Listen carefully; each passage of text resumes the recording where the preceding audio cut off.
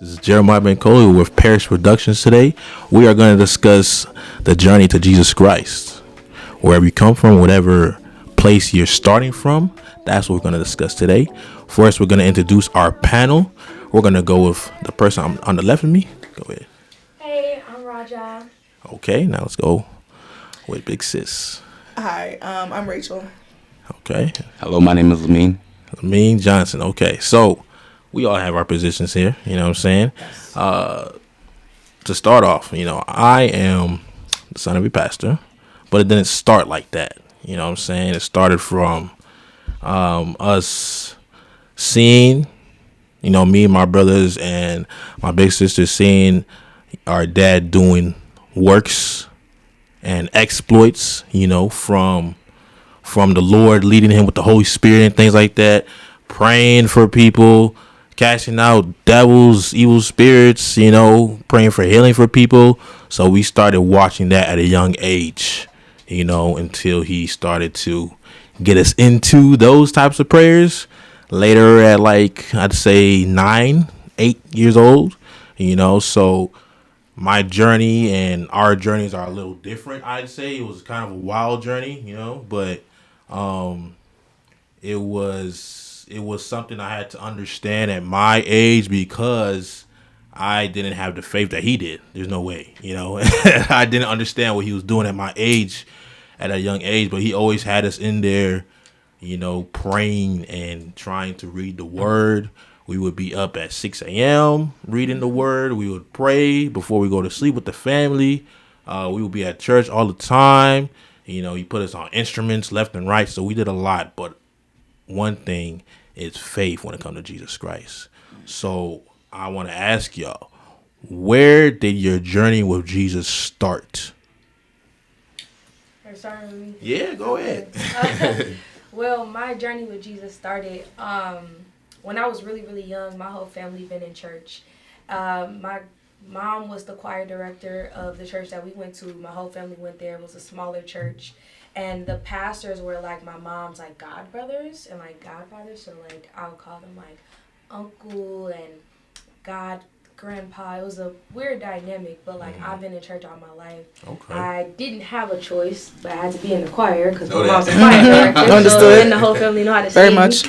So I was raised in a missionary Baptist church. And I was going to church faithfully, praise dancing, singing, doing all of the things, but my heart wasn't actually there. Yeah. And my Feeling faith that. wasn't established at all until I went to college, which is wow. so crazy because it's that's when people wild out the most. Now, the first year, yes, I wild out. But I was so trained in the religion of it all that as soon as I touched campus, I found a church and I went there every Sunday. Mind you, I'm still living completely worldly, but I'm no, I'm gonna join the church and I'm gonna praise dance no matter what, because that's just what I'm used to. That's what I know to do, and I love Jesus, but I had not given him my life. Sophomore year, I came basically to the end of myself, and I really wanted a change because I was dealing with so much depression, so much just not understanding who I was.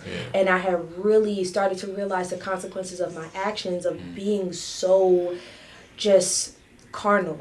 And I decided, I've done everything except actually try Jesus and actually try to live according to his word. And mind you, I'm going to a church where the people around me, they are living according to that. I don't see them at parties. I don't see them doing drugs. I don't see them drinking. And they seem like they have that thing that I want, which was actual peace of mind and joy. So I'm let me just see.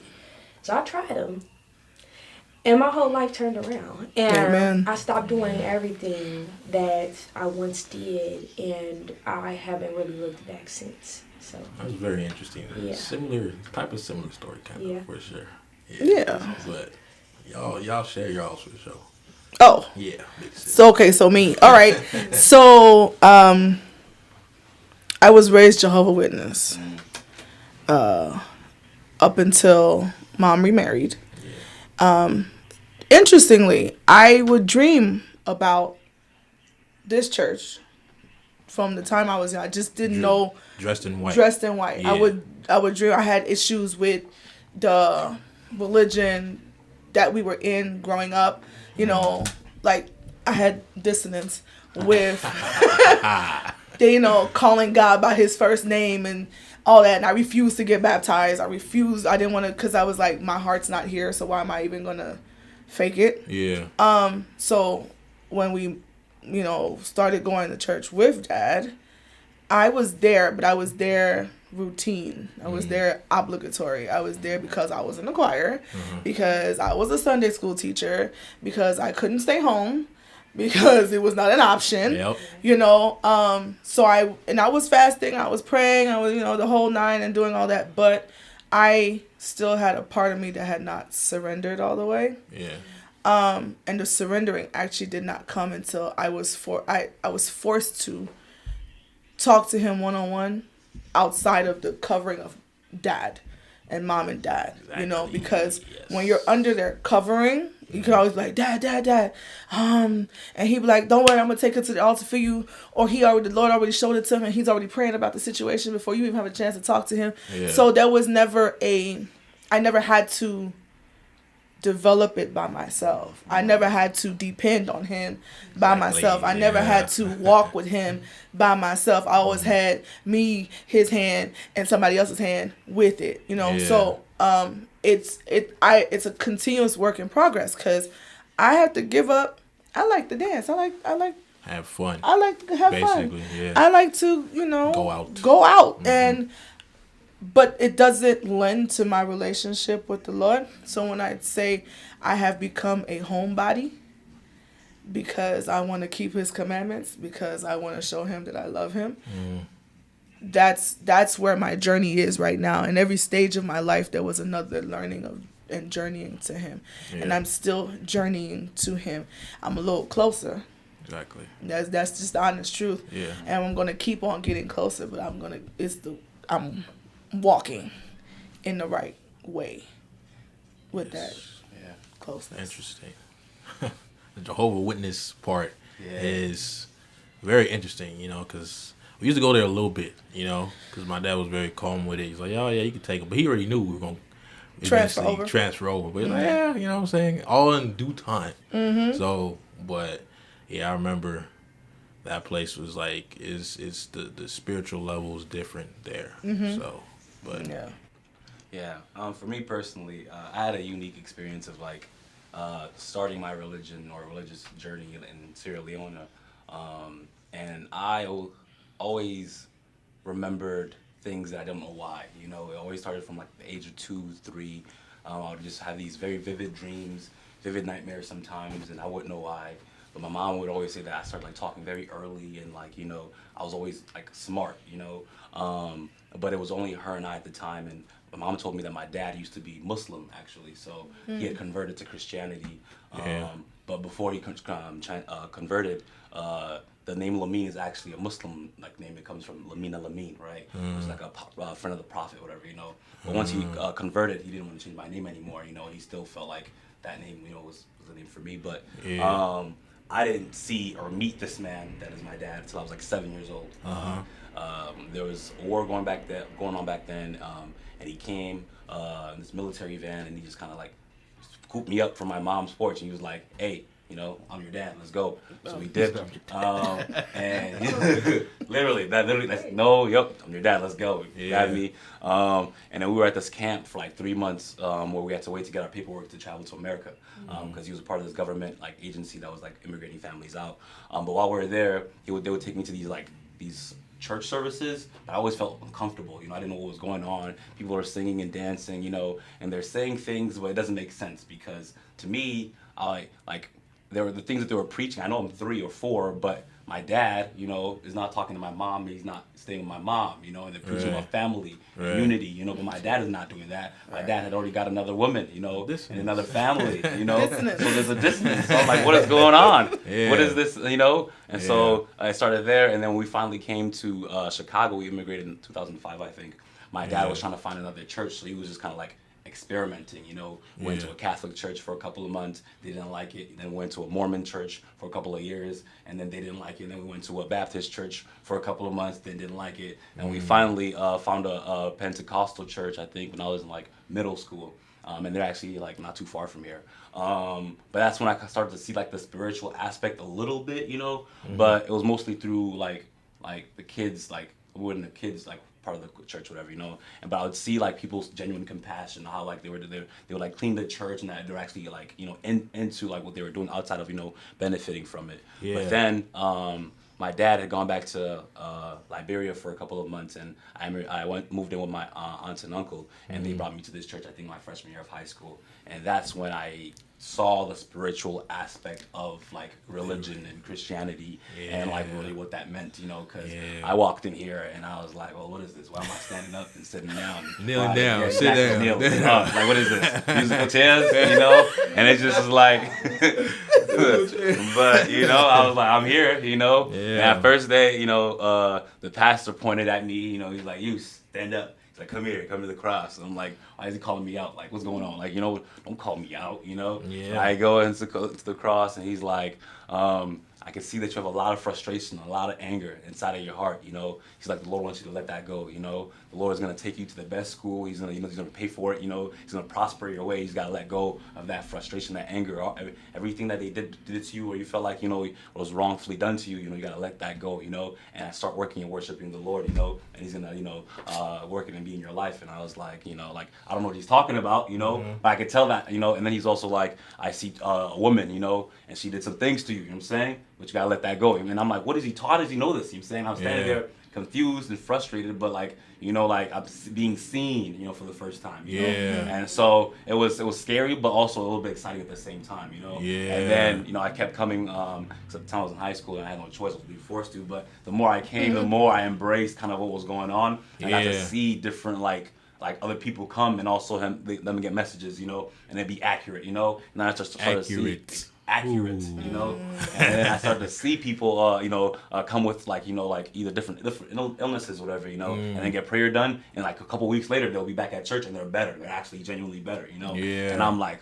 you know, I could feel inside myself like a light starting to like, this Jesus? Exactly, you know, and so, and that's when I learned also about the importance of reading the Bible and reading the Word, you know, and how the combination of that with the works, and you know how you walk before the Lord all matters into how, you know, this journey that we're on a little bit, you know. And so for me though, I had the opposite experience of you, where like during high school I was on it, you know, I was at church every day, 4 or 5 times a day, revivals, you know, I was doing prayers, you know, and then I went to college, and I went to college in New York. Ooh. Yeah. Yep. NYC. I went to college in New York, you know, and I was like, we lost them for a minute. Listen.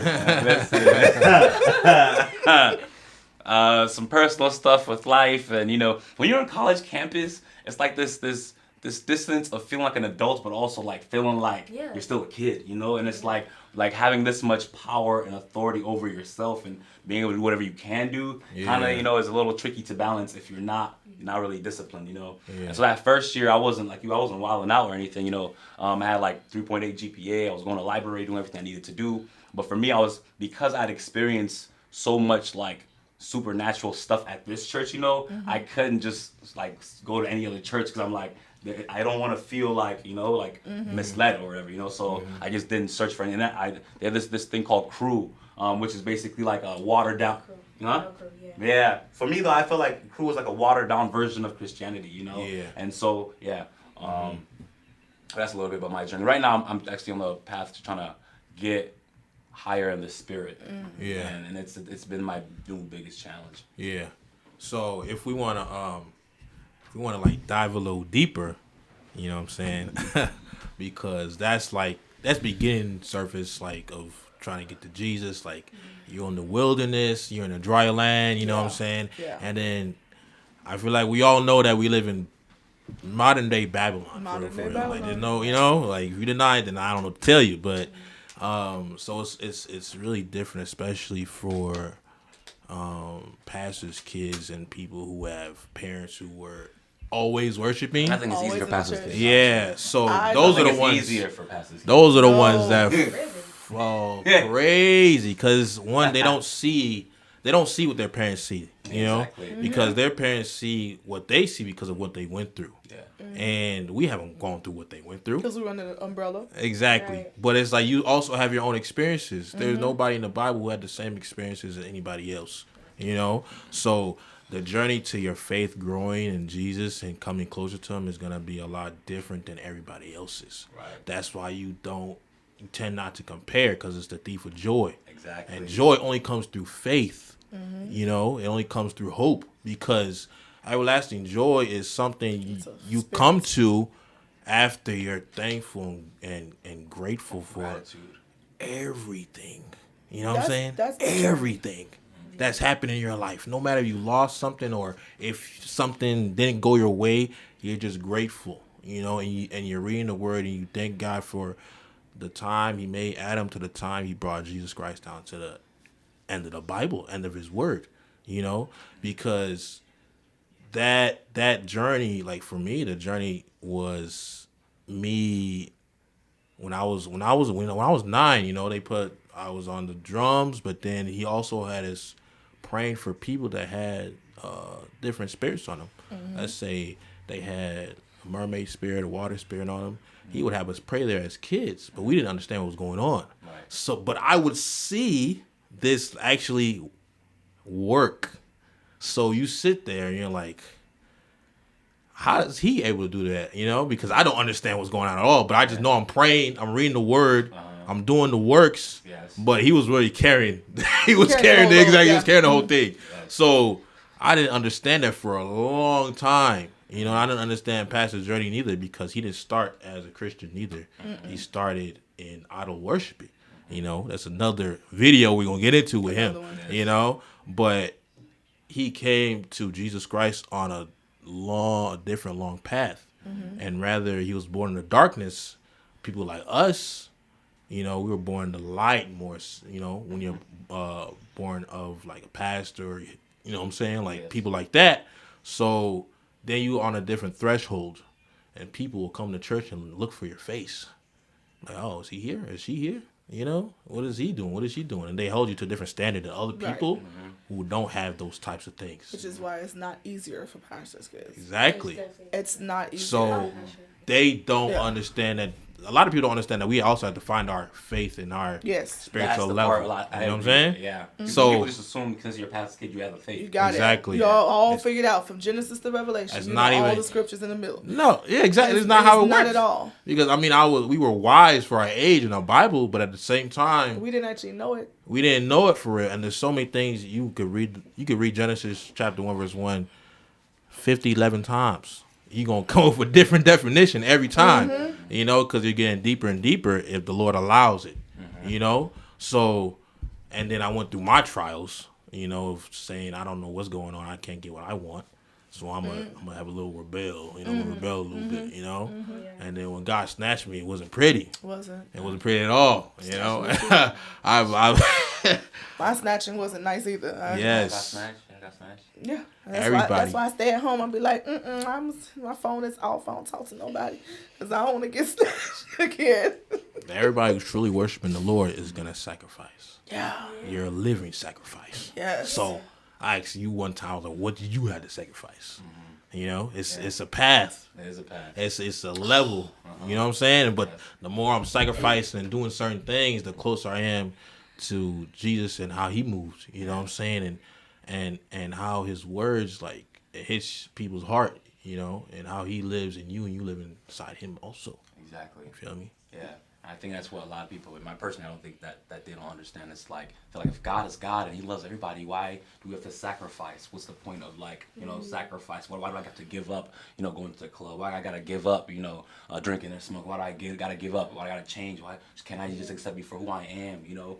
But it's because Jesus Christ set that example for us. You know what I'm saying? He came and was literally a sacrifice, you know, for Living our sins. sacrifice. A living sacrifice. Living, you know. And so everybody's like, I'm trying to be like Jesus, but you don't Are know you what though? you're singing. You know? You're gonna be like Jesus. Remember when No sacrifice. Yeah, Exactly. when Pastor got us because of that, he was like, stop singing that song because I don't even know what it means. Exactly. I He wanna be be on like there Jesus. sometimes. I ain't gonna lie. He be Stop on there singing like. the song. Oh, he don't. Yeah, he He don't. said the Spirit just told me, don't none of y'all know what that song means. Yeah, you would change the song. So yeah, before yeah. before you put yourself in trouble, Exactly. pick another song. Yeah, uh-huh. Ooh-wee. Yeah, You know what I mean? This Sometimes the Holy Spirit is just like, Strong. it's strong Yeah. because we need to change, and that living sacrifice that we're supposed to be, it's you. Okay, so you gave up the club. Is there something else you need to give up? Me, exactly I am another level. I love to joke at work. I'm top tier. Like I will zing you. I see what you do, and the Lord's like, I don't like expensive joke. Cost a lot. So I have to sit down in my office sometimes and just walk. You know, Rachel's going to her office. My office is calling. That's how I get out of the situation. I'd be like, oh shoot, my office is calling. Yeah. And I go sit down in there and I just become quiet because I want to be closer to him. But if I'm still doing me, you know. But there's nothing. Oh, the jokes are nothing. But you know.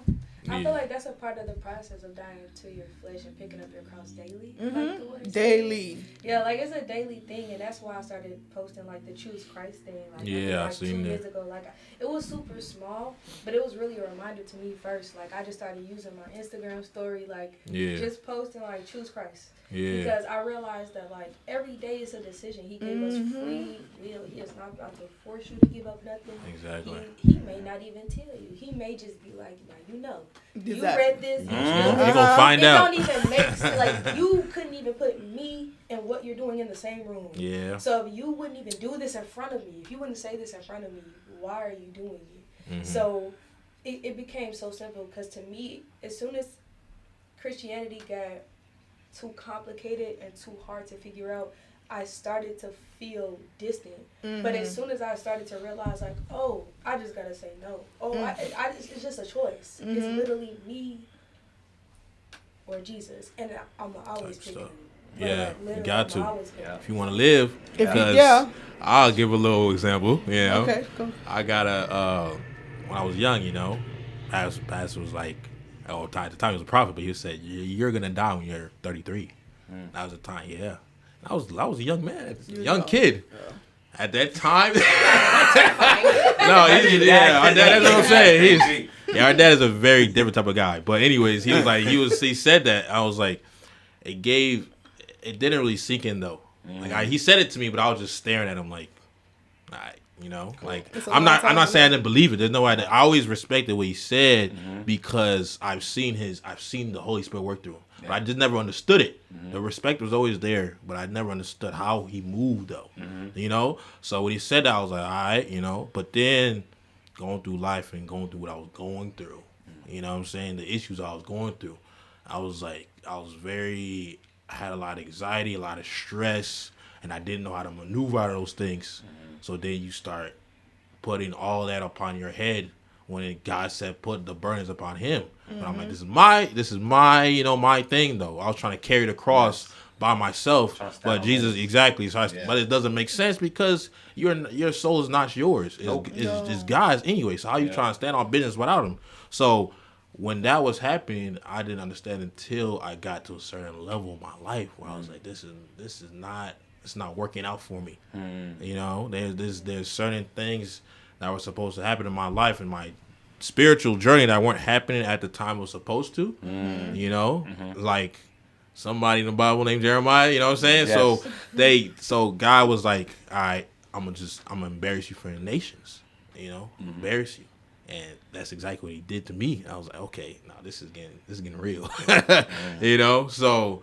After that, I was like, that's when I started Parish Productions and making videos and trying to spread his glory in a way that, in the gift that he gave me. Exactly. You know what I'm saying? So once you accept God, you feel me? Jesus. Right. It's a whole nother lifestyle. But then the cross gets bigger. Yeah. You know, the devil gets stronger. Just like he tried to tempt Jesus when he was, you know what I'm saying? Challenge get harder. Because those things that you don't even know you got problems with. Because you're a threat. You're a bigger threat than the person who's, you know, who's not really believes in the word. Like, I go to church here and there, or I'm just spiritual or believing, like, you know, like. Yeah.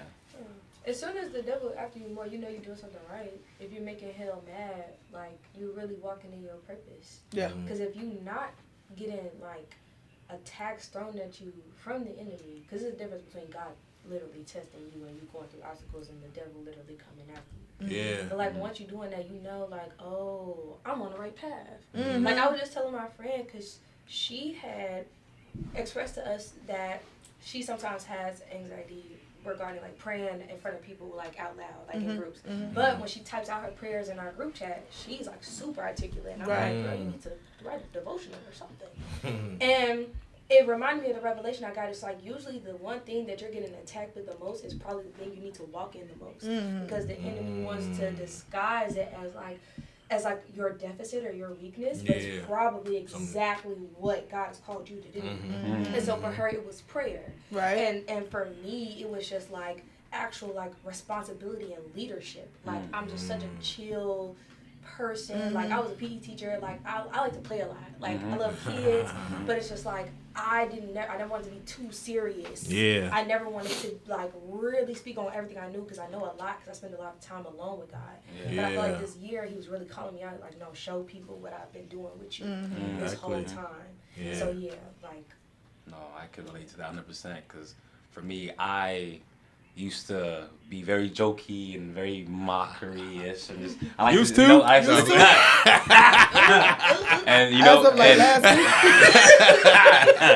I used to love it, you know. And my brother there told me, he's like, hey man, you know, God says, you know, you shouldn't really, you know, mock all the time. You probably should use that, you know, for His purpose. And he asked me the same question, like, what do you want to what do you think you should sacrifice for the Lord, you know? And I'm like, well, I've been really blessed, right? I know how to do poetry and do martial arts. I know how to sing, rap, you know, all of it, cook, all these things, right? You know, but it's like, how can I utilize these things for the glorification of God, you know?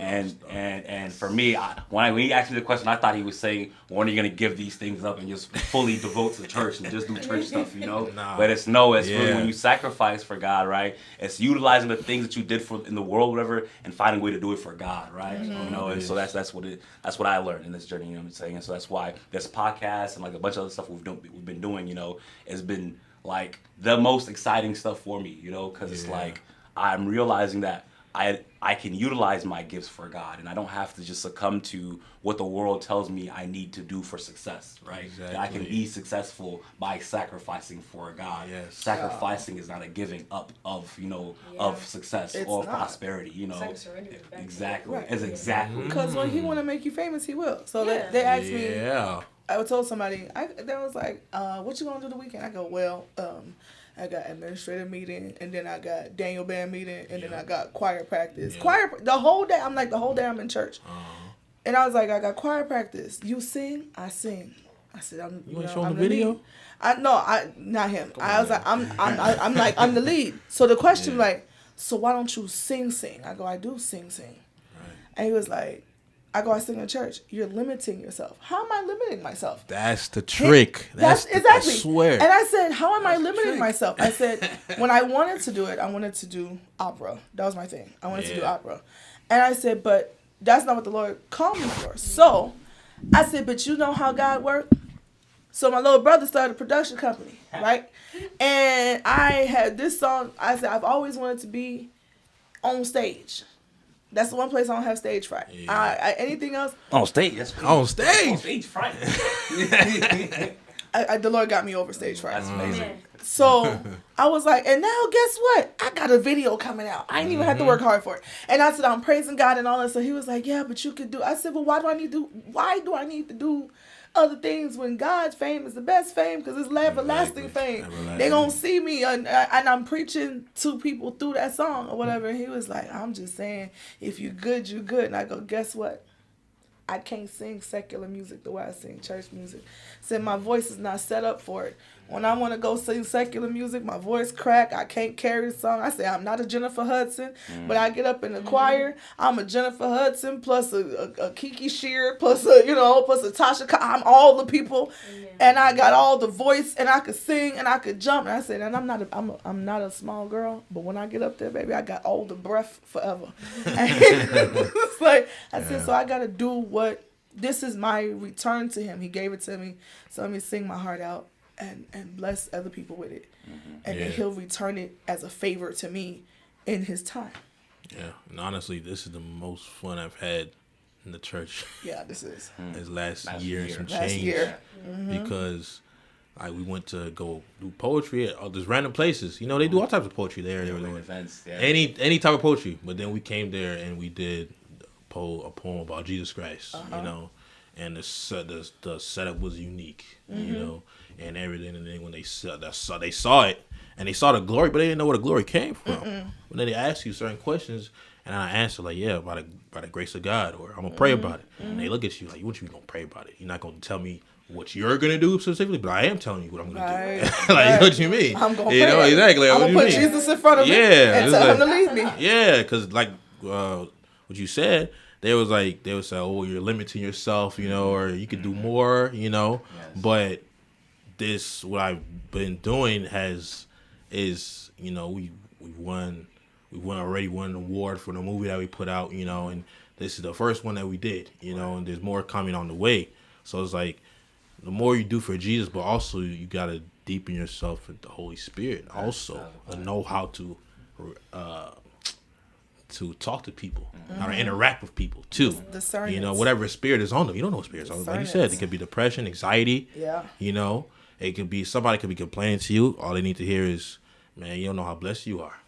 You know, there's one person saying, "Oh yeah, my wife got shot while she was pregnant." You know, but she still had the kid.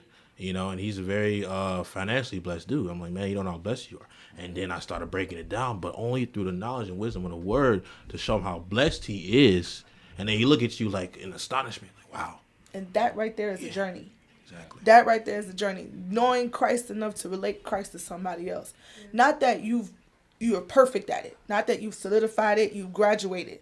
Yeah. But to just know that I have this Jesus and I want to tell you about how he's working in your life that you just may not see it. And then as you're learning more and you're sharing more, you're learning more, you're sharing. It's like the parable of the talents.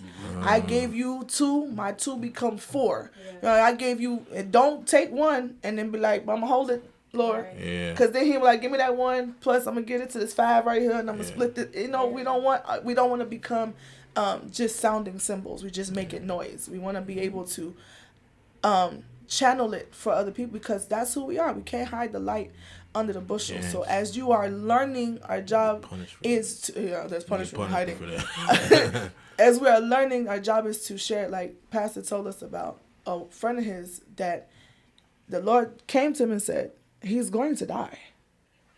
I swear. He came to the man of God. The Lord came to that friend of his and told him, so-and-so in such and such state is going to die. You need to do what you need to do. He didn't do it. The man died. God punished him. Because I sent you as a light to the world. So when you have, which is why I'm glad about this, when you have a message, you can't hold it because how is anybody else going to come to him except through us? Yeah, he's calling, but some ears are so stopped and some hearts are so hard that they can't hear him calling. So we got to be like, hey, Jesus is calling. I got a friend. Jesus is calling. Oh, Rachel's my spiritual friend. Every time I need to get myself right spiritually, and I go, I know I ain't been to church. I know, but that's why I come to you. Well, I'm not your Jesus, baby. Exactly. You don't want to get that mixed up. When you're called to be really a witness of Jesus Christ and all the amazing things that he's done, right? And you're trying, especially when you're in a city or a state that's like Babylon, right? Where everything is chaotic, from politics to the music to the movies to the shows to the schools, everything, right? Everything, right? Oh my goodness. Like, and you're trying to stay in the light and you're trying to live righteously, It's like you said, there are going to be attacks from all over, you know what I'm saying? And Jesus himself said, they will persecute you, and most people aren't ready for that. People think they are, that they're ready to be like Jesus, but they're not ready for persecution. They think it's death, but it's not even not even up to that point. Persecution be like, why are you doing that? Exactly. Why are you going to church 3-4 times a week? Exactly. Persecution. And persecution be in your house. And you at your job. Oh, you want another Sunday off? Yes, I want another. That's why I'm staying at the job I am right now. I like my Sundays off. Exactly. I like to be in church. One Bible verse that because we like to throw Bible verses. Of course, you know what I'm saying. So one that was very important to me in my journey was 1 Corinthians 15:10. It says here. I can't see. But it says, but by the grace of God, I am what I am. And his grace, which was bestowed upon me, was not in vain, but I labored more abundantly than they all. yet not I, but the grace of God which was with me. So, that was very profound verse for me, because from a young age, I had the journey laid out for me. Pastor told me, what I'm saying?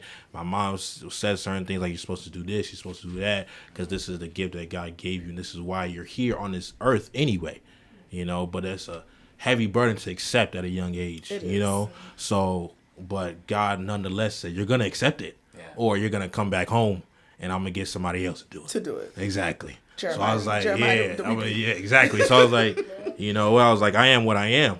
You ask me questions, I could tell you exactly what I am. But if you're ready to hear, if you're ready to open your ears to it, I'll tell you, what it is and what God has bestowed upon me and what I'm supposed to do, and I could share my joy with you.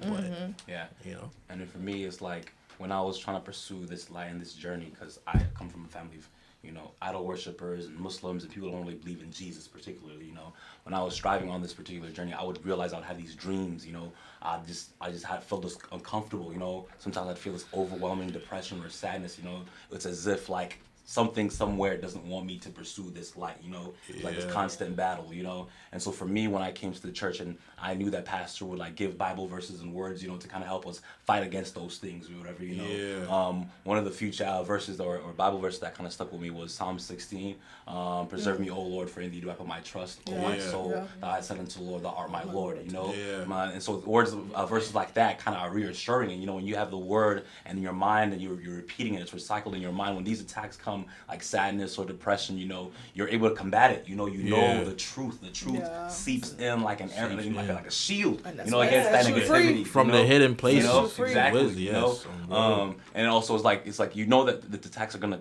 keep coming. But the Lord has said, especially in Psalm 2, why do the heathen rage and the people imagine a vain thing? The kings of the earth set themselves and the rulers take counsel against the Lord and against his anointed, saying, let us break their bands asunder and cast away the cords from us. So, when these verses, that it's already been told that these things are going to happen to you, but God has already told you that he's your strength, that he's your help, and so he will help you. So like you have this huge reassurance for me personally, that's helping me even in the tough times where where I hear things that don't make me feel good per se. These words kind of help me kind of keep going and keep pursuing God and keep chasing after Jesus. Yeah. So, I've been through stages. I say, there was a stage where my entire prayer every time I walked out the house, in the house, sleep, was I lift up my eyes unto the hills from whence cometh my help, and my help coming from the Lord. Because and I'd be the crazy girl in the middle of the Walgreens parking lot, because all of a sudden the tears want to come and the stress want to come, and I'm like, I lift up my eyes. But what keeps me going is because when I was younger, I had said, Pastor told me, I don't see you working for the Lord. And I cried. I went and told the Lord, I don't want to work for you. I was like 14. So I'm 14, 15 years, like, I don't see you working for the Lord. And I was like, Lord, I have to work for you. So now when I get where I'm like, dang, this work is a lot. I remember you signed up for it. I signed up for it. The Lord be like, but didn't what you asked me? And so that Romans chapter 12 where it says, I beseech you therefore, brethren, to present yourself a living sacrifice, which is basically what you owe the Lord anyway. I just remember that I owe him this work that I'm doing, because my night and my days are not guaranteed. And it's fun. Ooh, yeah. It was actually a verse I just read. I'm so bad with the address of verses. Don't worry, you're good. It's a verse in like Ecclesiastes, like that real sad book. Where it's I did read that. Your life is a vapor, it's a breath at best. Yes. And that's been ringing in my mind, because like at best, a breath, a singular breath at best, a is blade of crazy. Grass that withers away. Yes. Like literally, and I'm just like, that's so good, and it's so weird to get like joy from Ecclesiastes, because people know it as like that book at the end of Solomon's life where he's just like, look, don't nothing matter. But it's so good to me, because like I get so much like, don't none of this matter anyway. But Jesus always like, it's cool, it's so smooth. But a verse that really kind of helped me in my journey, more in the middle and like to where I am now, not more so in the beginning, was Philippians 2:13. For God is working in you, giving you the desire and the power to do what pleases him. Because sometimes as a young lady, I could be doing anything. Like I could literally be doing anything else. Yeah. With my time, with my mind, my conversations, with like Exactly. my personal relationships and stuff like that. Yeah. But and I know that like even as much as you can love God, Mm-hmm. your flesh is not going with you to eternity. So there's a constant war every day All the to time. not want to do things. Mm-hmm. And I've always struggled Every with like day. my wants and my desires Mm-hmm. and what, you know, my knowing what my spirit needs, but also being like, but God, honestly, I really just don't want to. And this verse has really anchored me because Mm-hmm. he gives you the cheat code. Like There's a lot of he cheat codes in he there. really a lot of died on the cheat cross. codes. There's so many A cheat lot of codes. cheat codes. He died on the cross, right? Sacrifice secured our salvation. But then along the way, to work out our faith, he was like, but I'm still going to work in you daily Yes. to help give you the power Yes. and the desire to do what pleases me. I'm like, Mm-hmm. that's so cool. Yeah, and angels. It says in the Bible, the angels take charge over thee in all thy ways. Yes. So all of a It's a sudden, good it's like idea. what you want when what you want follows the instructions of the Lord and His Holy Spirit. He gives you what you want because at the end of the day, what you want automatically gives His name glory. Right. So all of a sudden, you know, you're getting certain things that you wanted, let's say in the dark, you're getting them in the light, and it's a different Permanent. perspective. Different. It's a You know, permanent. there's no joy in the dark. There's none. Because darkness fights darkness, if you notice that. Yes. And we are blessed to have y'all here with us. There will be another episode coming soon. Stay prayed up, you know what I'm saying? In this modern day Babylon, I say. And God bless. God